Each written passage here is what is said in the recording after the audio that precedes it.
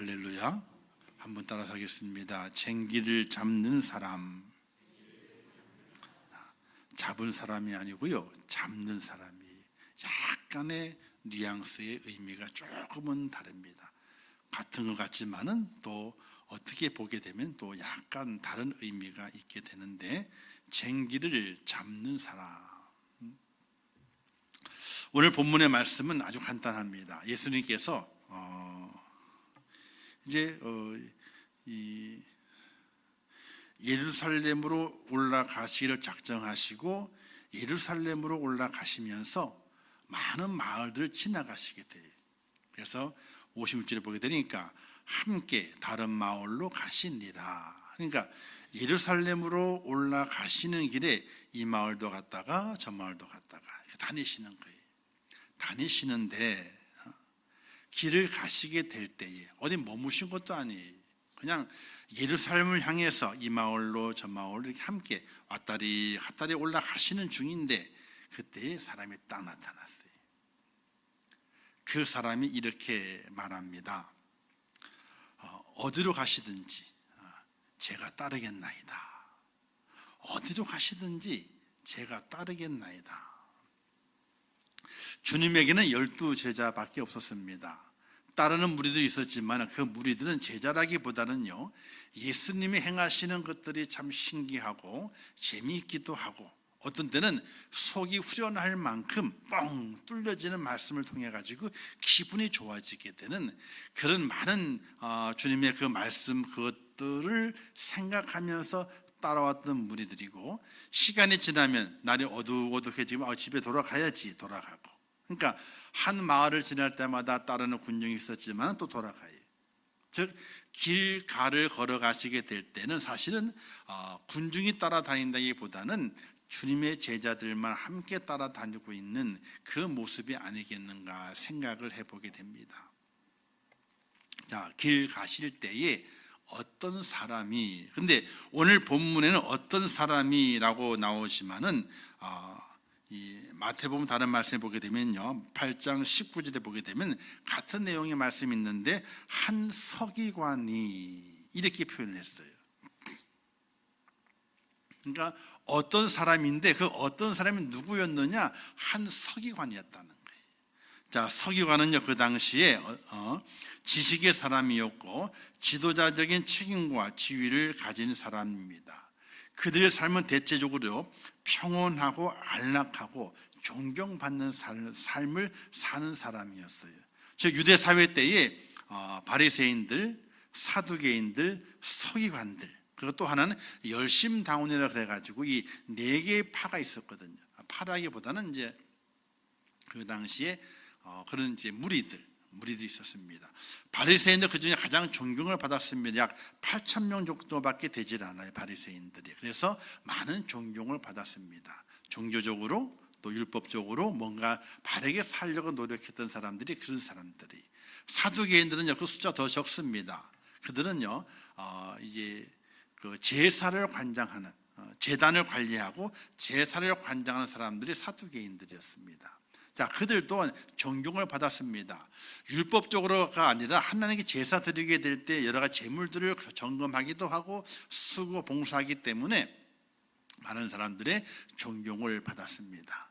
그리고 서기관들, 이 서기관들은요, 말씀을 기록하는 사람들입니다. 즉 성전에서 어떤 일이 있었는지, 또는 그 종교 지도자들 모임에서 어떤 일이 있었는지 그것을 기록을 하고 그 기록을 남기는 사람들입니다.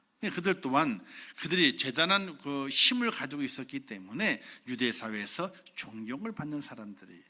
근데 열심당은 좀 달랐습니다.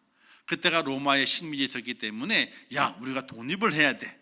독립은 말로 하는 게 아니야, 행동으로 하는 거지. 그래서 무기를 들고 로마 군병들과 싸우고 또 소란을 일으키게 되고, 그렇게 이제 행동을 옮기게 되는 사람들이 열심당원들이었습니다. 이 주님의 신약 시대 때는 이 네 개의 파가 거의 유대 사회의 지도자들의 모습으로 이제 활동했던 그런 시대입니다. 즉 서기관들도 한 지도자의 모습이었기 때문에, 존경받는 사람이었기 때문에 그들의 모든 삶을 안락하기도 하고 평안하기도 하고 또 많은 사람들에게 존경이 보장되는 삶을 사는 사람들이 서기관들이었어요. 근데 그가 예수님이 길을 가시게 될 때에 한번 생각을 해보세요. 성경을 읽게 될 때 있잖아요. 생각을 해보셔야 돼. 왜? 길을 가시게 될 때에 예수님이 앞장서 가시게 되고 아마 뒤에 12제자가 쫄래쫄래 쫓아오는 그런 형국입니다. 마을을 지났습니다. 마을을 떠났기 때문에 많은 무리들은요 점점 하나 둘 떨어져 나가게 되고 어느 순간 예수님과 제자들만이 남는 순간이 있었을 겁니다. 이때 어떤 사람이 슬그머니 주님께 다가와서 말합니다. 어디로 가시나이까? 어디로 가십니까? 어디로 가시든지 제가 당신을 따라가기를 원합니다. 이렇게 요청을 하게 되는 겁니다. 아마도 제자들이 주님의 뒤를 따라가는 모습이 있으니까 그 모습을 자기도 갖고 싶어서였는지 모르겠지만은 예수님께 다가와서 어디로 가시든지 제가 따르겠습니다. 이렇게 고백을 했습니다. 그런데 보세요. 주님의 제자 12밖에 안 되잖아요. 더 많으면 좋을까요? 적으면 좋을까요?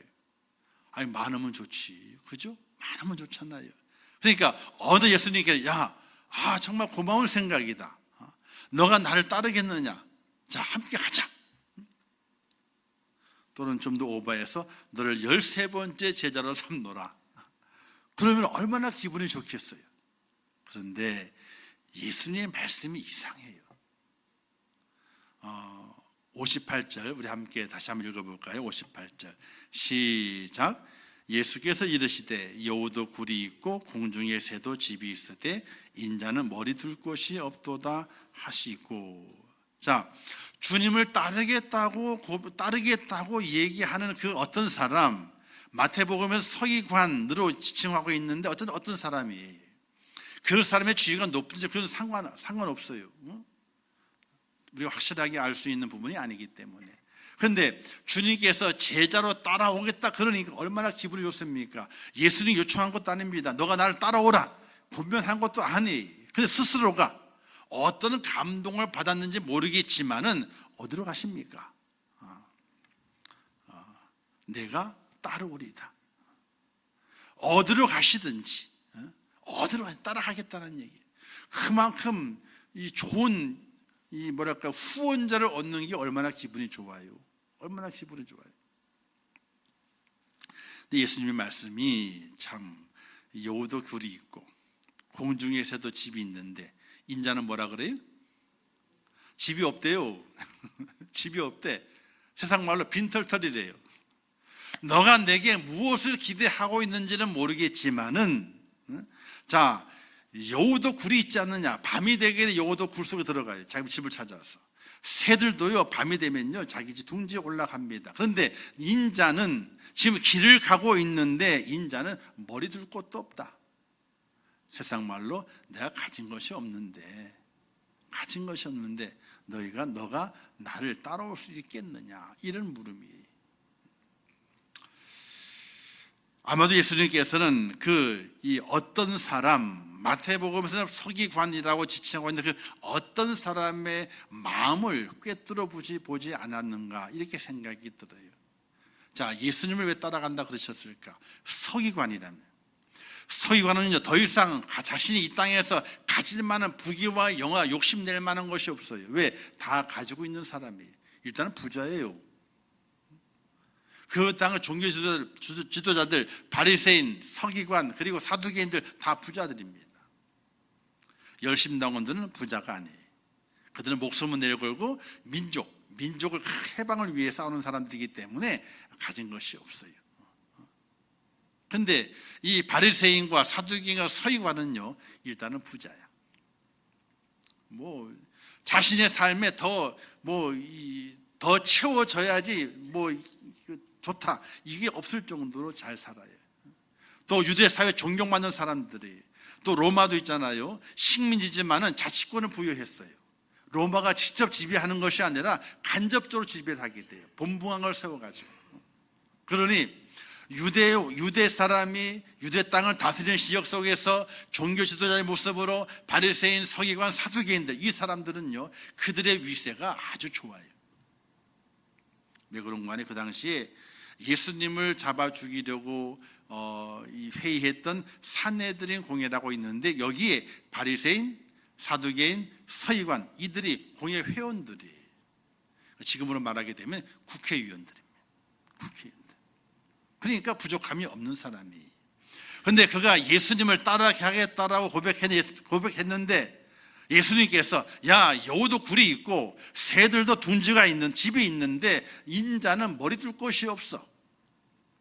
그 예수님의 그 답변 속에서 서기관이 왜 예수님을 따르겠다고 했는지의 그 마음을 엿볼 수 있어요. 100% 알 수 있는 건 아니지만은 자 사람은요 다 그렇지는 않지만은 누구든지 좀 사귀어보고 싶은 사람이 있어. 그런데 내가 저 사람을 사귀어가지고 손해가 나. 그러면 사귀고 싶은 마음이 있어요, 없어요? 뭔가 하나라도 건질 것이 있어야지 사귈 마음이 있는 것이지 내가 저 사람을 사귀어가지고는 내가 다 털리게 되고 다 손해만 볼 것 같아. 그러면요 사귈 마음도 없을 뿐더러 만날 마음도 없어요. 어쨌든 뭔가 내게 도움이 되겠다는 마음에 들었을 때만 대시를 하게 되는 것이지 야 내가 대시하고 만났다가는 손해만 나. 그러면 사람은 안 만나게 돼 있어요. 예수님께서 서기관의 마음을 아셨던 것 같아요. 그래서 여우도 굴이 있고 새도 자기 집이 있지만은 인자는 머리 둘 곳이 없다. 너가 생각하는 것처럼 너가 구하는 것은 내게 없어. 내게 없어. 자, 사도행전에 보게 되면요, 베드로와 요한이 성전 비문으로 올라가게 될 때에 나면서부터 안전병이 된 자를 만나게 됩니다. 그 사람은요 걸어 다닐 수가 없습니다. 사람이 메고 와가지고 앉혀놔요. 야 여기서 구걸해라. 돈을 받아. 앉혀놓습니다. 그러면 앉는 거예요. 또 밤이 돼가지고 데려가면 당하는 겁니다. 자신 혼자 움직일 여력과 아무 힘이 없는 거예요. 그 사람이 손을 내밀어요. 왜 손을 내밀까요? 한 푼 주세요 하는 거였어요. 이때 베드로가 뭐라고 말합니까? 너는 가진 것이 없지만 나는 아무것도 없지만 내게 있는 것을 내게 주노니 나사렛 예수 그리스도 이름으로 일어나 걸으라 하고 일으키시게 됩니다. 자, 이 거지가 요구했던 건 뭐예요? 일단 돈이에요. 돈을 줘야 먹고 살지. 근데 베드로는 가진 것이 없다 그랬어. 나는 내게 아무것도 없지만 내게 있는 것으로 내게 주노니 바로 내게 예수 그리스도가 있는데 그 예수 그리스도를 내가 너에게 주노니 너는 일어나. 이렇게 예수 그리스도를 이 안전병이 된 자에게 주게 됩니다. 자, 거지가 안전병이가 요구했던 것과 베드로가 줬던 것은 틀린 겁니다. 틀린 거예요. 그것처럼 이 서기관이 예수님을 만나서 내가 당신을 쫓겠나이다라고 고백했을 때의 서기관의 그 마음은 야, 이 예수를 쫓아다니게 되면은 왜냐하면요 예수님 능력이 있었잖아요. 특별히 오병이어의 사건을 일으키고 난 이후에 사람들 속에서는요 야, 저 사람이 누구냐? 저 사람을 우리의 왕으로 세우게 되면 참 좋겠다 하는 그런 마음이 두루두루 퍼진 때였기 때문에 이 서기관의 마음에도 뭐가 들어간 거예요? 저를 따르게 되면은 뭐가 생기는 거예요? 저가 왕이 됐을 때에 내게도 지금보다도 더 나은 이 땅의 삶의 모습이 보장되는 것이 아니냐, 이런 기대감을 갖고 있었던 거예요. 왜냐하면요 그 이유가 있습니다. 제자들도 그랬어요. 주님의 제자들도 주님께서 오병이어를 일으키신 이후에 많은 사람들이 야, 예수를 왕으로 삼아야 되겠다, 이런 그 마음을 갖고 그 마음 입으로 전해지는 과정 속에서 제자들의 마음도 다른 생각이 들어오게 된 거예요. 그래서 새벽기도 말씀을 드렸는데 치맛바람이 언제부터 시작된 줄 아세요? 부모님의 엄마의 치맛바람이 예수님 때부터예요. 야고보와 요한이 형제거든요. 두 형제예요. 근데 어느 날 갑자기 야고보와 요한의 어머니가 예수님께 딱 나타났어요. 그래서 예수님께 인사를 하고 내 두 아들이 당신을 모시고 있으니까 얼마나 좋은지 모릅니다. 아마도 여러 가지 이야기 했겠죠. 그러면서 마지막 부탁이 있다는 거예요.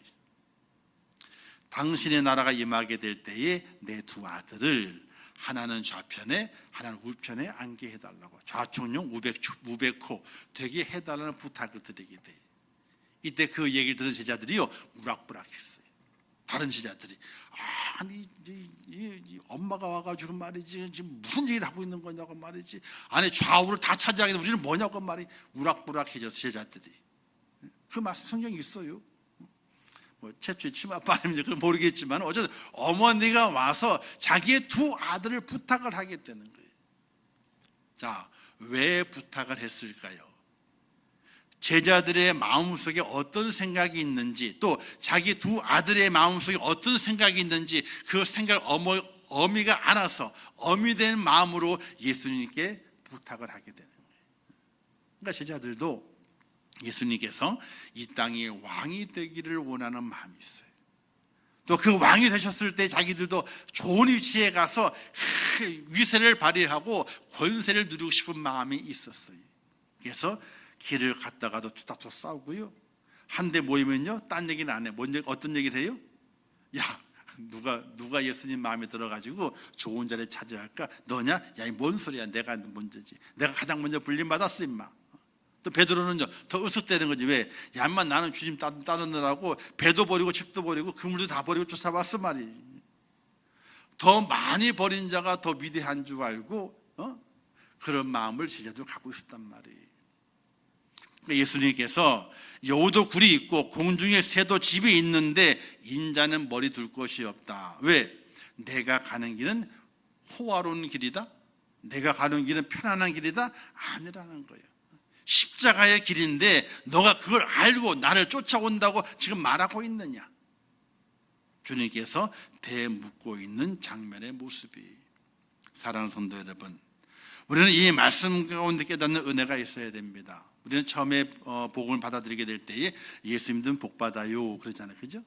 예수님은 복 받아요. 좋은 일이 많이 생겨요 그래요. 근데 어떤 분들은요 예수 믿어가지고 망한 분들 계시대. 안 된대. 하는 일마다 안 된다는 거예요. 진짜 그런 분들 계세요? 진짜 계시다니까요. 예수 믿어도 복을 받는데 그 복의 개념이 뭐냐는 거예요. 예수님을 따라가는 그 길이 어떤 길인가를 확실히 알고 있느냐는 거예요. 우리 주님 말씀하시게 될 때에 자기 십자가를 지고 나를 쫓는 자라야 나의 참된 제자가 되리라 이렇게 말씀을 하셨어요.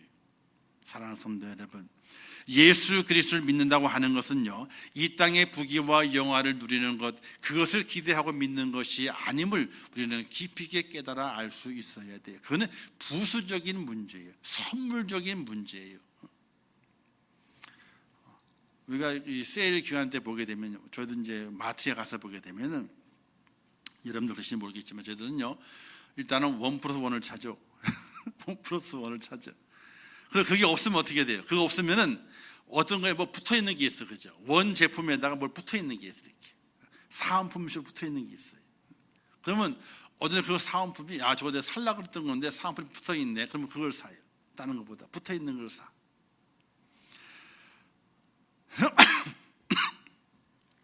예수 그리스도 안에 있는 것은 그 길을 걸어가는 것은요 세상이 바라는 풍요로움과 명예와 권세를 얻기 위해서 예수 그리스도를 쫓아가는 것이 절대로 아니에요. 그런데 그것은 부수적인 선물이 내게 하나님께서 영생의 은혜를 주시는 그 선물을 주시고 난 이후에 부수적으로 따라와요. 따라오는 선물이. 그런데 우리가 어떤 분 이런 분이 계세요. 사은품을 갖고 싶어가지고 물건을 사. 사은품이 너무 좋은 거예요. 그래서 사은품을 얻으려고 물건을 사는 거예요. 그러면 돼요, 안 돼요? 근데 그런 분들이 계세요. 아이들이 옛날에 그 포켓몬 그 스티커 들어가는 게 있잖아요. 빵 속에 있잖아요. 그 빵을 사느라고 그냥 온 데마다 헤매고 다니는데 근데 빵을 먹어요, 안 먹어요? 빵은 안 먹어. 왜? 자기들 맛이 아니야, 빵은. 근데 저는 그 빵 맛있던데 맛이 없다는 거야. 팥도 들었고 뭐 노란 잼도 들었잖아요. 근데 뭘 꺼내 거기서요? 스티커. 요만한 스티커인데 그 스티커를 모으기 위해서 빵을 사는 거예요. 빵은 안 먹어, 버려. 안 먹는데 스티커만 뽑아가는 거예요. 이 서기관이 예수님을 따라가려 하였던 목적이 무엇이냐는 거예요. 그들은 세상의 부귀와 영화를 바라보고 예수를 믿으면 더 큰 부귀와 영화가 내게 오겠다는 그 생각 때문에 예수님을 따르겠다고 말한 것이고, 예수님의 그 서기관의 그 마음을 알았기 때문에 나는 머리 둘 것도 없다. 좋은 집도 없고 좋은 권세도 없고 쟁기를 잡는 사람은 세상의 부귀와 영화를 가지려고 예수를 쫓아가는 것이 아니라 주님같이 그 십자가의 길을 함께 걸어가겠다라고 고백하고, 그 길을 얼마나 험하든지 얼마나 고통스럽든지 얼마나 내게 있는 걸 다 빼앗아가는 그런 고통이 있다 할지라도 그 길을 걸어가겠다고 다짐하는 자에게 하나님께서 쟁기를 맡기신다는 사실을 믿으시기를 주님의 이름으로 축원합니다. 세상의 부귀와 영화가 아니에요. 그렇다고 못 살라는 것이 아니에요. 믿는 사람 잘 살아야 돼요. 그러면 세상 사람들, 야, 저기 믿는 사람 잘 사는구나. 믿는 사람이 영생도 받지만은, 야, 이 땅에서 잘 되는구나. 그러면서 교훈을 받도록 잘 살아야 돼요. 어떤 이런 얘기 하더라고요. 아이고, 예수 믿는 사람은 돈을 사랑하면 안 되는데 나는 돈을 안 사랑해. 그래서 나는 돈을 안 사랑하기 때문에 나는 가난하게 살 거야. 절대로 안 돼요. 돈을 사랑하지는 않지만요, 많으면 좋아요, 안 좋아요? 많으면 좋아요. 사랑하지는 마. 사랑은 예수님만 사랑하세요. 그러나 돈은 좋아해야 돼. 왜? 좋아하는 것이 많아야지 하나님을 더 많이 사랑할 수 있다는 사실이에요. 할렐루야. 아니, 어떤 연애하는 사람이 연애를 하는 거예요. 근데 남자친구가 돈이 없어. 생일이 됐어요. 그랬더니 저 들판에 가가지고 있잖아요. 토끼풀 꽃 있잖아요. 꽃을 따가지고, 내가 돈이 없어가지고 당신을 너무 사랑하는데 반지 줄 돈이 없어가지고 반지를 만들어준다고 반지를 만들어줬어. 옛날 그 많이 했잖아요. 그지? 반지 만들고 파지 만들고 했잖아요. 목걸이도 만들고 줬어. 근데 그 여자친구가 너무 고맙다고, 당신의 마음만이면 최고라고 그렇게 했어요. 근데 매년마다 생일 때마다 그 꽃반지를 해주는 거예요. 꽃반지를. 근데 어느 정도 이제 형편이 펴지고 좋아졌습니다. 좋아졌어요. 근데 그날도 어떻게 돼요? 풀밭에 가더니 꽃반지 딱 해가지고 내 마음이 하고 줬어요. 근데 그 여자가 뭐 어떻게 할게요? 너는 왜 맨날 꽃반지밖에 없냐? 그러고 확 집어쳤대잖아요. 가난하고 없을 때는 꽃반지가 그 마음인 줄 알고 받았단 말이에요. 근데 좋아졌어요. 좋아졌는데 꽃반지 그건 아니에요. 그 마음이 아니라는 거지. 나는 꽃반지보다 뭘 좋아한다고요? 진짜 반지를 좋아한다는 거지. 그렇잖아요. 우리가 물질은 사랑하지 않지만 물질을 좋아해야 돼요. 그래, 좋아해야지 붙는 거예요. 그게요. 좋아하는 그 물질을 가지고 하나님을 더 사랑한다면 얼마나 좋겠냐는 거예요.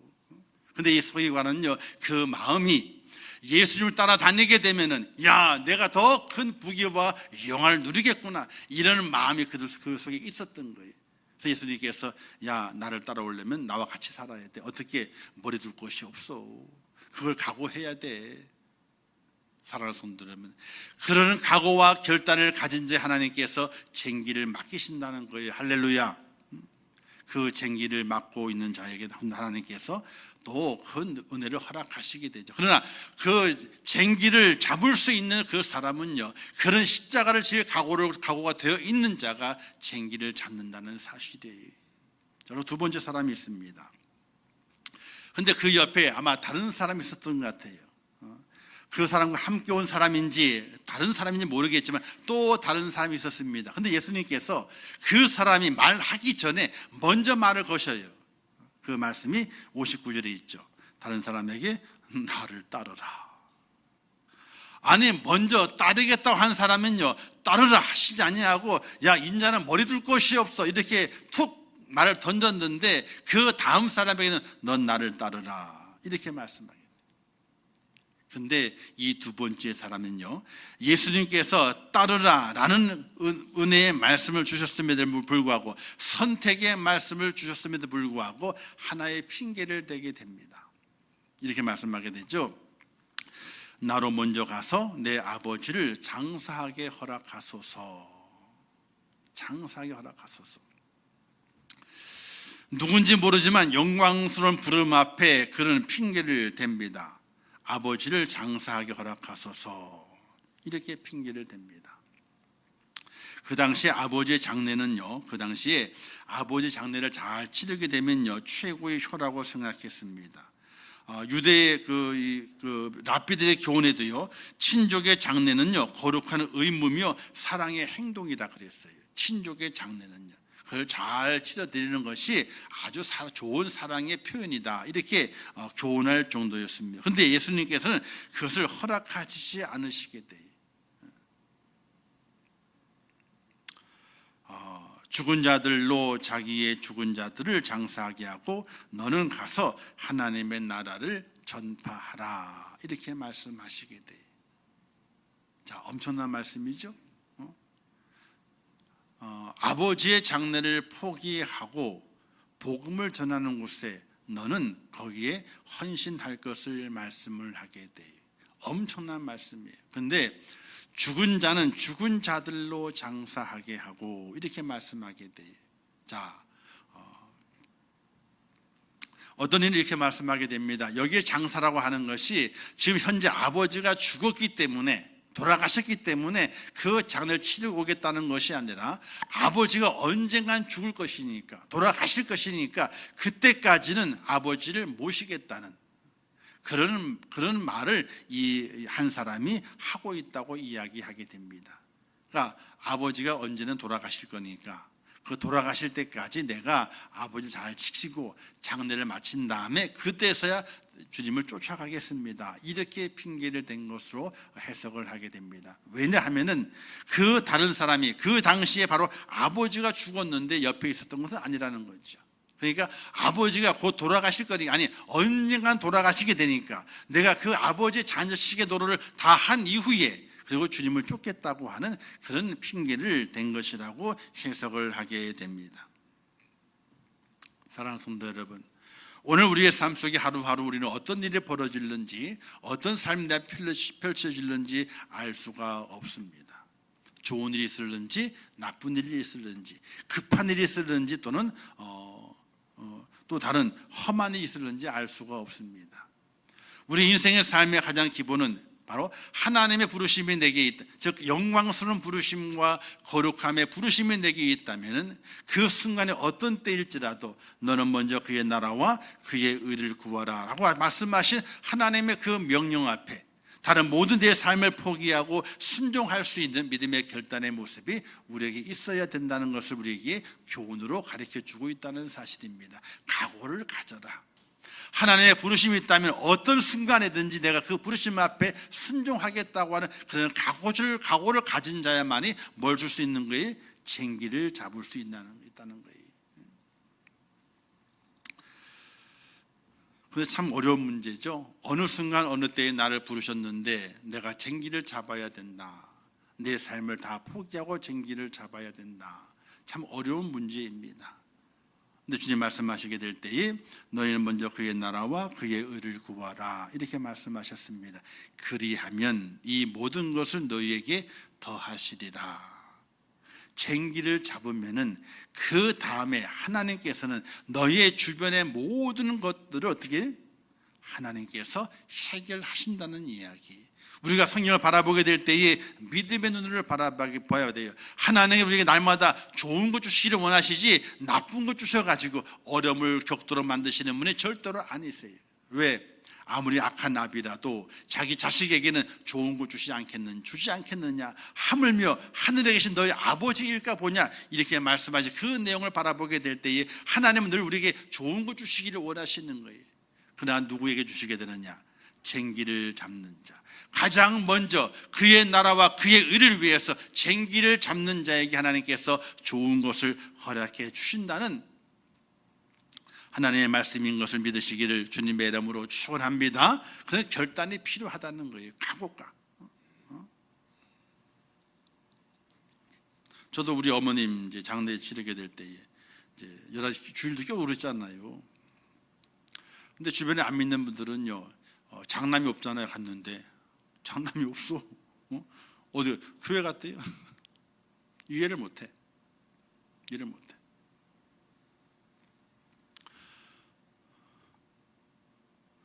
그리고 이제 그 예배를 못 드리니까 가족끼리 또 주일 예배를 또 드려줘야 되고 이런 과정을 거쳐왔어요. 저는 목회자니까 그런 결단을 가지고 욕을 먹으면서 욕을 많이 했대요. 안 믿는 사람들 왔다 가면서. 아니 장남 형 어디 갔는데? 교회 갔어요. 뭐하러 예배 드리래요. 아니 장남이 지키고 있어야 되잖아요. 옛날 같으면 난리 나지, 그죠? 저도 옛날에 우리 누님이 결혼하게 될 때에 가끔, 지금은 얘기 안 하는데 몇 년 전까지만 얘기를 했어요. 누님이 천주교인과 결혼했거든요. 천주교는 주일날도 결혼식을 해요. 주일날도 미사를 해요. 결혼 미사를. 갈게요, 안 갈게요? 나 못 간다 그랬어. 내가 지금 어딜 가냐고. 지금 주일날 어디 가냐고. 안 갔어. 결혼 사진 제가 없어요. 결혼 사진에. 두고두고 얘기를 하더라고. 두고두고 컬빛하면 툭 얘기하면서 뭐 결혼식이 있느냐 없느냐, 뭐 사진이 있느냐 없느냐 얘기를 하더라고. 그런 어려움이 있어요. 사실 살아보게 되면요. 근데 오늘 우리에서 기본적인 각오는 갖고 있어야 되는 거예요. 하나님께 내게 쟁기를 맡길 자로 나를 찾으시고 부르시게 될 때에 그 쟁기를 잡는 사람은요, 그런 각오와 결단을 갖고 있어야지 쟁기를 잡는 거예요. 잡는 거예요. 오늘 그걸 우리에게 말씀하게 되는 겁니다. 누구에게 하나님께 쟁기를 맡기시겠느냐? 그런 각오와 결단을 갖고 있어야지 쟁기를 맡기시는, 쟁기를 잡는 사람이 된다는 걸 우리에게 말씀해 주시게 되는 거예요. 자, 그 다음에 또 한 사람이 있습니다. 이 사람은요, 두 사람에게 하는 얘기를 다 들었잖아요. 그러니까 얼른 이렇게 말해, 주여 내가 주를 따르겠나이다, 이 말씀이에요. 그런데 조건을 붙여요. 자, 처음의 사람은요, 내가 주님을 따르겠나이다 했잖아요. 그런데 그 마음에 다른 세상의 부귀와 영광을 더 얻을 것으로 생각하고 있는 그 마음을 꿰뚫어 보시고, 나는 가난하다, 야. 나는 머리 둘 것도 없는 사람이야. 이렇게 말씀하셨고, 두 번째 사람은 따라오라, 따라가자 했는데, 아이고, 아버지 장사를 먼저 하고요. 이렇게 핑계를 댔어요. 그런데 세 번째 사람은요, 뭘 된 줄 아세요? 조건을 걸었어.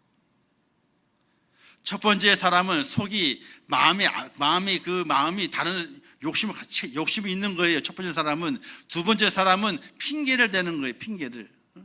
세 번째 사람은요, 조건을 걸었어요. 주여, 내가 주님을 따르겠습니다. 그런데요, 내 가족에게 작별 인사를 하고 오게 하소서. 첫 번째 사람은 마음에 다른 생각이, 두 번째 사람은 핑계를 대고, 세 번째 사람은 조건을 걸었어요. 이때 주님이 뭐라고 말씀하시게 됩니까? 손에 쟁기를 잡고 뒤를 돌아보는 자는 하나님의 나라에 합당하지 않다, 이렇게 말씀하시게 돼요. 여기서 깨닫는 교훈이, 영적 교훈이 있습니다. 하나님은 우리에게 소명, 부르심의 명령이에요. 부르시는 거예요. 소명. 두 번째는요, 맡기시는 사명이 있습니다. 자, 부르신 다음에 뭘 하는 거예요? 쟁기를 손에 쥐어주게 되는 거예요. 이때 하나님께서 누구에게 쟁기를 쥐어주시자는 거예요. 첫 번째 사람, 마음에 딴 생각이 있어. 두 번째 사람, 핑계거리를 찾아. 세 번째 사람, 조건을 달아. 어떤 분 그러잖아요. 하나님, 이번 기도만 들어주시게 되면 제가 뭘 할게요. 안 들어주시면 안 한다는 얘기잖아요. 그죠? 이번 기도만 들어주시게 되면 뭘 할게요. 그러면 기도 안 들어주시게 되면 안 한다는 얘기예요. 거래가 안 됐기 때문에 안 한다는 얘기예요. 자, 조건을 거는 사람이, 근데 예수님이 뭐라 말씀하시게 돼요? 손에 쟁기를 잡고 뒤를 돌아보는 자는 하나님의 나라에 합당하지 않다. 자, 하나님의 소명, 부르심이 있습니다. 부르심이 있은 이후에 하나님 그 손에 사명을 맡기시는 거예요. 사명을 맡기게 될 때 딴 생각이 있으면 안 돼. 사명을 맡게 될 때에 변명이 있으면 안 돼요. 사명을 맡게 될 때 조건을 걸면 안 되는 거예요. 뭐가 필요한 거예요? 온전한 순종이 필요하게 되는 거예요. 아, 하나님 나 같은 것을 부르셨구나. 아, 하나님 나 같은 것에 맡기시는구나. 야, 그러면 내가 거기에 딴 생각, 변명, 또 딴 조건을 거는 것이 아니라, 아, 하나님께서 나를 부르셨고 내게 쟁기를 맡기시게 되는데 나는 오로지 그분 앞에 순종할 뿐이다. 절대적인 순종. 이게 반지의 제가 보기에는 절대 반지 있잖아요, 그죠? 그 반지만 끼게 되면 절대적인 힘이 있는 거예요. 힘이. 근데 다른 생각에 따라 힘이 달라지지만은 절대 반지가 있잖아요. 하나님 앞에서 하나님의 부르심과 막시 그 사명 앞에서는요, 절대적인 순종만 필요한 거예요. 딴 생각, 딴 마음, 변명, 조건 거는 거, 이게 아니라는 거예요. 그에게는 쟁기를 안 맡기신다는 거예요. 손에 쟁기를 잡고 뒤를 돌아보는 자는 그 하나님 나라에 합당하지 않다는 이야기. 부르심과 맡기심의 소명과 사명 앞에는요, 절대적인 순종만이 필요한 것이고, 순종하는 자가 하나님 나라에 합당한 자로 쓰임 받는다는 것을 오늘 우리에게 교훈으로 주시고 있다는 사실이. 사랑하는 성도 여러분,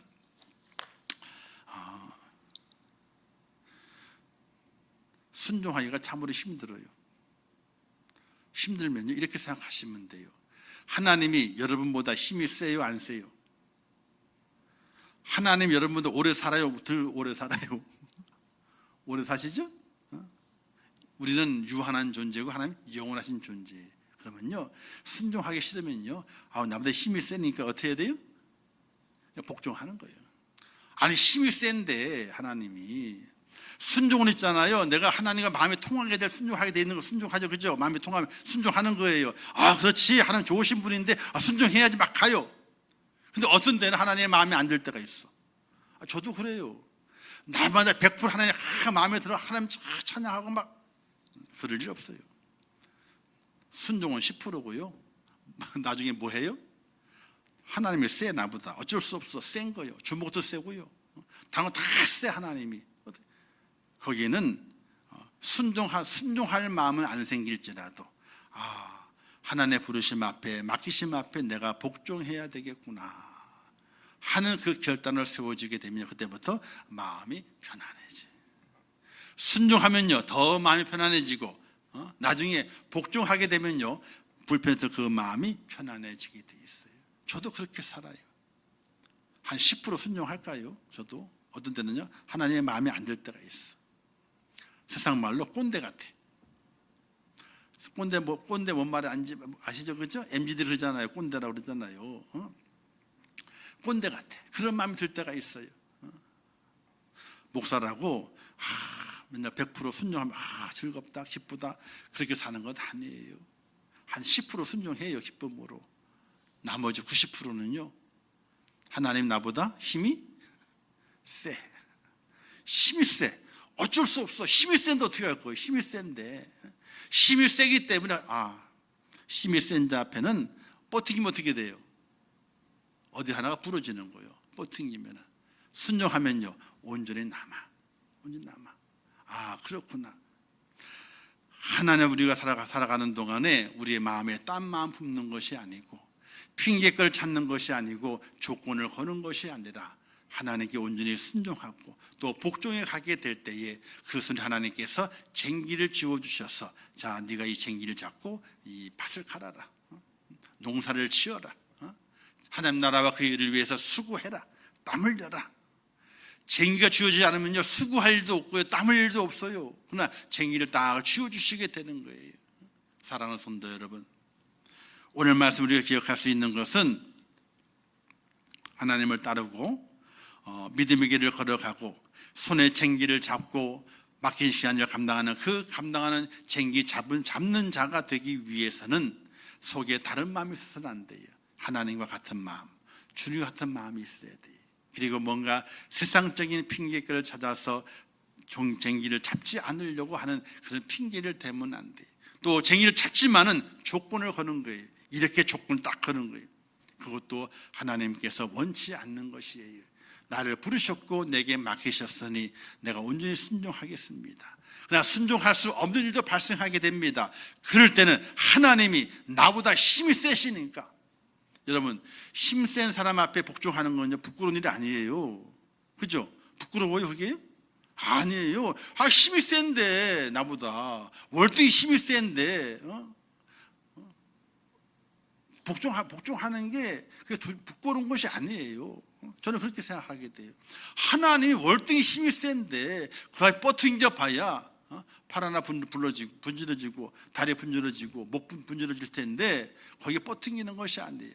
그렇구나, 내가 순종해야 되지. 그러나 순종할 마음이 안 생길 때는 하나님은 나보다 훨씬 힘이 세, 조금 힘이 센 것이 아니라 훨씬 힘이 세지 하고 복종하게 될 때 하나님께서 우리를 그의 나라와 그의 의를 위해 사용되게 만드시고 이 땅의 삶을 살아가는 동안에 우리의 필요한 것을 아시기 때문에 좋은 아버지가 되셔서 우리에게 다 공급해 주시는 하나님을 위했다는 사실을 믿으시기를 주님의 이름으로 축원합니다. 그래서 쟁기를 잡는 사람이 되어야 돼요. 맡기신 그 쟁기를 잡지 않고 놔버리는 자가 아니라 쟁기를 잡는 사람이 돼야 돼요. 쟁기를 잡아야, 아니 그렇잖아요. 우리가 건설제 가더라도 잡부는요 얼마 안 줘요. 잡부는요 한 10만 원 12만 원 줘요. 잡부는요 많이 주죠. 그죠? 그래도 많이 줘요. 10만 원 12만 원 줍니다. 그런데 기술자요 기본이 30만 원이야. 기술 너무 좋아. 그러면 부르는 게 값이요. 하루 쓰는 게 값이라니까요. 쟁기를 잡는 애는 잡부가 아닙니다. 쟁기를 잡는 애는요 기술자예요. 딱 쟁기를 잡고서 그 주님 명령하신 대로 다 갈아엎는 거예요. 일도 하지만은 일이 끝난 다음에는 뭐가 있어요? 그 다음에는 좋으신 아버지가 너희의 삶에 필요한 것이 무엇이 있느냐라고 물으시면서 하나하나 채우시면서 살림도 채우시고 자녀도 채우시고 또 돈을 많이 벌었지 밭도 사 집도 사 하나하나 챙기시는 은혜가 있다는 사실을 믿으시기를 주님의 이름으로 축원합니다. 하나님은 있잖아요 절대로 영적인 복만 주시는 것이 아니에요. 하나님이 기뻐하시는 그 일에 합당한 자가 돼서 쟁기를 잡고 그 밭을 갈아대는 그 사람 하나님께서는요 이 땅의 복도 다 허락해 주셔가지고 사람이 생각할 수도 없는 감당할 수 없는 그 은혜와 축복을 우리에게 허락해 주시게 되는데 이 마지막 때를 살아가면서 꼭 쟁기 잡는 하나님의 사람이 되시기를 주님의 이름으로 축원합니다. 순종함으로 쟁기를 꽉 잡으시고 밀고 나가시는 거예요. 그래서 하나님의 큰 영광을 돌려드리고 그 영광과 함께 내게 오게 되는 하나님의 그 영광 나를 함께 누리지만 세상의 복도 함께 누릴 수 있는 그런 축복자로 꼭 세워지시기를 주님의 이름으로 축원합니다. 기도하겠습니다. 하나님 아버지 은혜를 감사합니다. 오늘도 귀한 말씀을 주셨습니다. 잘 깨닫게 하옵소서. 쟁기를 잡는 하나님의 사람이 되어야 됩니다. 하나님께서 저희를 부르시고 또 사명을 맡기시면서 쟁기를 잡으라 하십니다. 쟁기를 잘 잡고서 그 쟁기로 밭을 갈아내는 하나님의 사람이 되게 하여 주시옵소서. 딴 마음을 품게 되면 쟁기를 잡지 못합니다. 핑계를 대게 되면 쟁기를 잡지 못합니다. 조건을 걸게 되면 쟁기를 잡을 수 없습니다. 그러나 순종하고 복종하는 자는 쟁기를 잡습니다. 그 은혜가 어떤 은혜인지 깨닫게 도와주시고 쟁기를 잡고 힘있게 맡기신 그 사명을 완수해내는 하나님의 사람이 될 수 있도록 은혜를 베풀어 주시옵소서. 예수님의 이름으로 기도하옵나이다. 아멘. 지금은 우리 주 예수 그리스도의 은혜와 하나님 아버지의 극진하신 사랑하심과 성령님의 감화 감동 위로 축복 교통하신 은혜가 오늘 대강절 첫 번 주일을 온전히 지키며 이 땅에 다시 오실 예수 그리스도를 소망하며 내게 허락하신 믿음의 시간의 때에 잘 준비해서 주님 오시는 그때에 부족함이 없는 자가 되고, 또 그때까지 열심히 수고하며 땀 흘리며 쟁기 잡는 자가 돼서 하나님을 기쁘시게 해드리기를 원하는 우리 임천교회 모든 성도들 머리 위에와 그들의 가정과 자녀들과 일터와 산업과 기도의 제목들 위에, 이 나라 이민족 위에, 온 지구촌 위에, 지금도 세계 속에서 복음을 전하시는 선교사들과 그 선교의 현장들 위에 이제부터 영원토록 함께 있을지어다. 아멘.